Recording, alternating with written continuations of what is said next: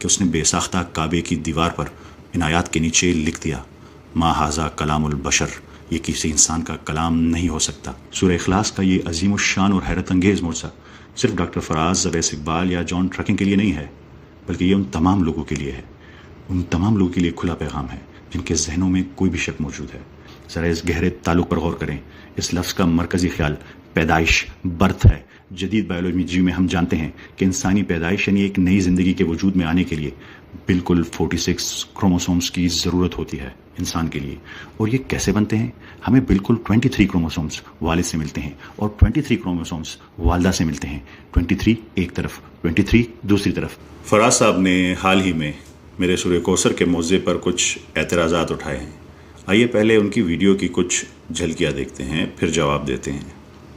میرے ایک بہت ہی پڑھے لکھے فالوور ہیں، سبسکرائبر ہیں، ان کا نام انہوں نے اجازت نہیں دی بتانے کی تو میں نہیں بتا رہا، لیکن انہوں نے پھر کیا کہ انہوں نے سفیان صاحب کے معجزے کو لے کے اس کا بہترین پوسٹ مارٹم کیا۔ چونکہ وہ عربی گرامر سے واقف ہیں تو انہوں نے مجھ سے کافی زیادہ بہتر اس کام کو کیا۔ میں چیلنج دیا تھا کہ آپ اس طرح الفاظ گن کے جو معجزہ نکال رہے ہیں یہ آپ کسی اور سورہ کے لیے نہیں کر سکتے۔ سورہ بقرہ کی مثال دی تھی تو انہوں نے وہی کیا کہ گول پوسٹ بدل لی، بجائے اس کے کہ وہ اعداد گنتے یا الفاظ گنتے، انہوں نے جو ہے وہ اس میں سے تھیمز نکال لی ہیں کہ اس کی تھیمز جو ہیں وہ معجزانہ ہے۔ تو جب فراز صاحب نے، جیسا کہ آپ نے دیکھا ویڈیو میں، دعویٰ کیا کہ ان کے ایک سبسکرائبر جو ان کے مطابق عربی زبان کے ماہر ہیں، انہوں نے سورہ کوثر کے معجزے میں کچھ غلطیاں نکالی ہیں۔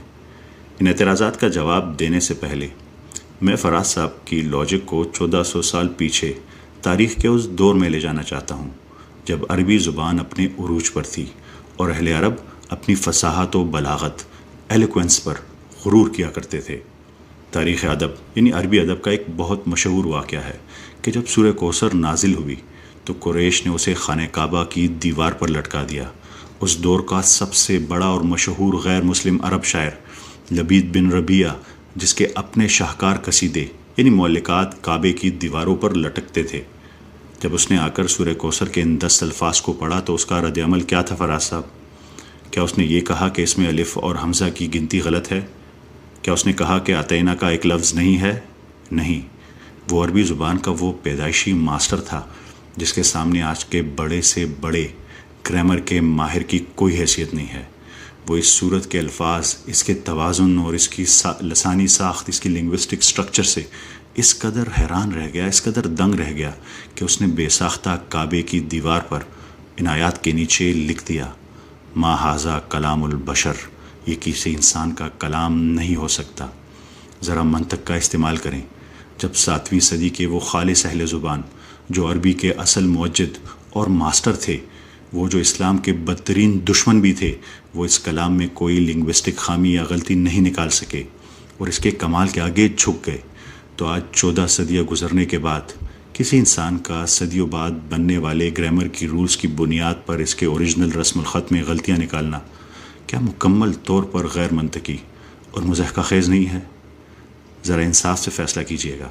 جب بات عربی کی فصاحت اور اس کے کمال کی ہو تو کیا آپ تاریخ کے اس عظیم ترین عربی دان، وہ شاعر لبید بن ربیہ کی بات مانیں گے یا اپنے کسی عام سے سبسکرائبر کی؟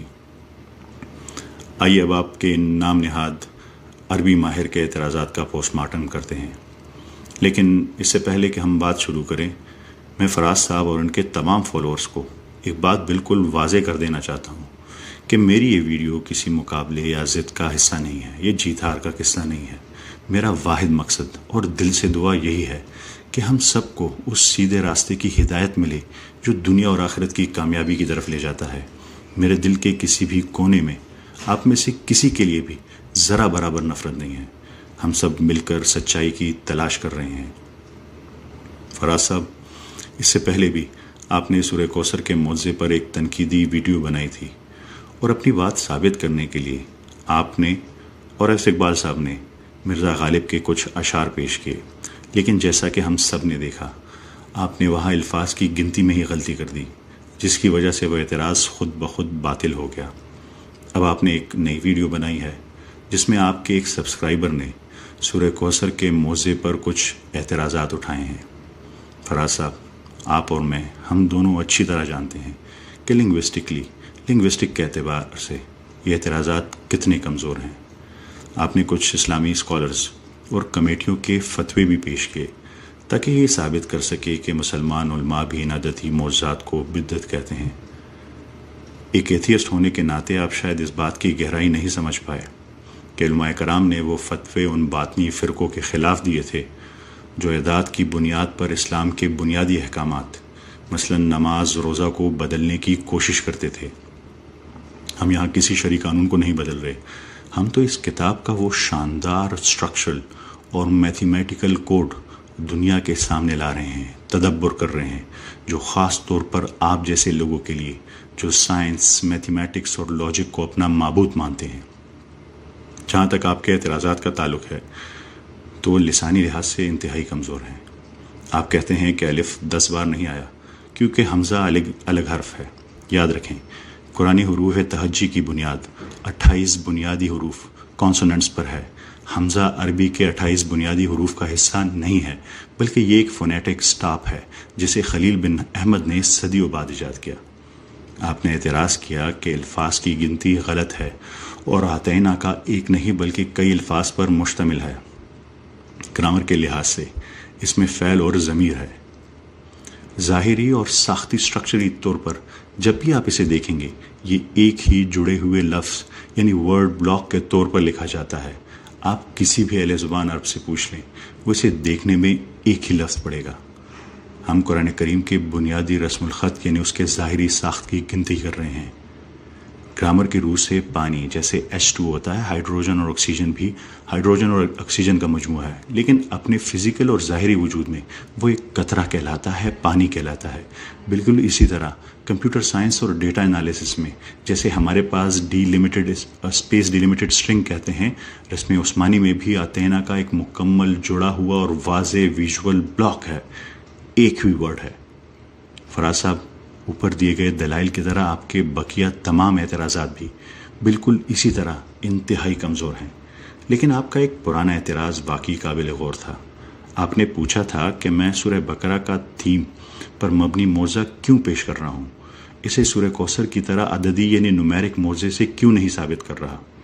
میں چیلنج دیا تھا کہ آپ اس طرح الفاظ گن کے جو معجزہ نکال رہے ہیں یہ آپ کسی اور سورہ کے لیے نہیں کر سکتے۔ سورہ بقرہ کی مثال دی تھی تو انہوں نے وہی کیا کہ گول پوسٹ بدل لی، بجائے اس کے کہ وہ اعداد گنتے یا الفاظ گنتے انہوں نے جو ہے وہ اس میں سے تھیمز نکال لی کہ اس کی تھیمز جو ہیں وہ معجزانہ ہے۔ تو جب یہ ایک جائز اعتراض ہے تو آج انہی نیک نیتی کے جذبوں کے ساتھ میں آپ کے اس سوال کا جواب دے رہا ہوں۔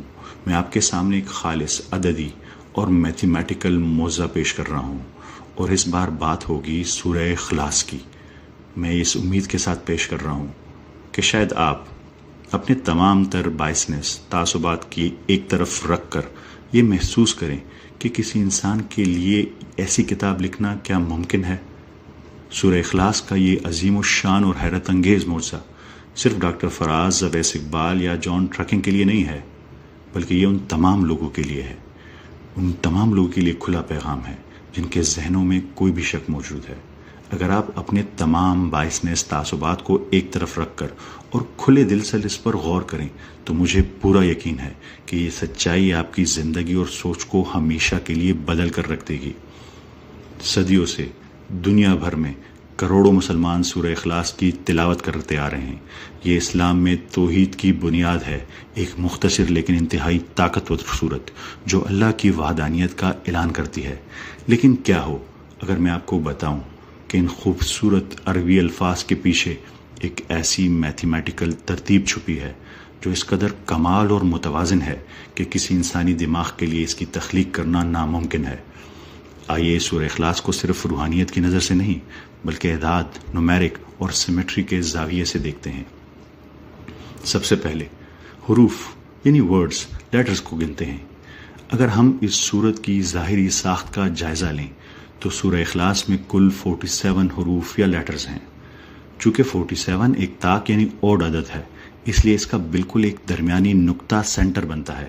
اگر آپ شروع سے 23 حروف لیٹرز گنے اور آخر سے 23 حروف گنے تو بالکل درمیان میں صرف ایک حرف بچتا ہے اور وہ حرف ہے لام۔ اور یہ درمیانی حرف کہاں آتا ہے؟ یہ لفظ یلد یعنی اس نے پیدا کیا کا درمیانی حرف ہے، جو اس آیت لم یلد نہ اس نے کسی کو پیدا کیا کا حصہ ہے۔ ذرا اس گہرے تعلق پر غور کریں. اس لفظ کا مرکزی خیال پیدائش، برتھ ہے. جدید بایولوجی میں ہم جانتے ہیں کہ انسانی پیدائش یعنی ایک نئی زندگی کے وجود میں آنے کے لیے بالکل 46 کروموسومز کی ضرورت ہوتی ہے انسان کے لیے. اور یہ کیسے بنتے ہیں؟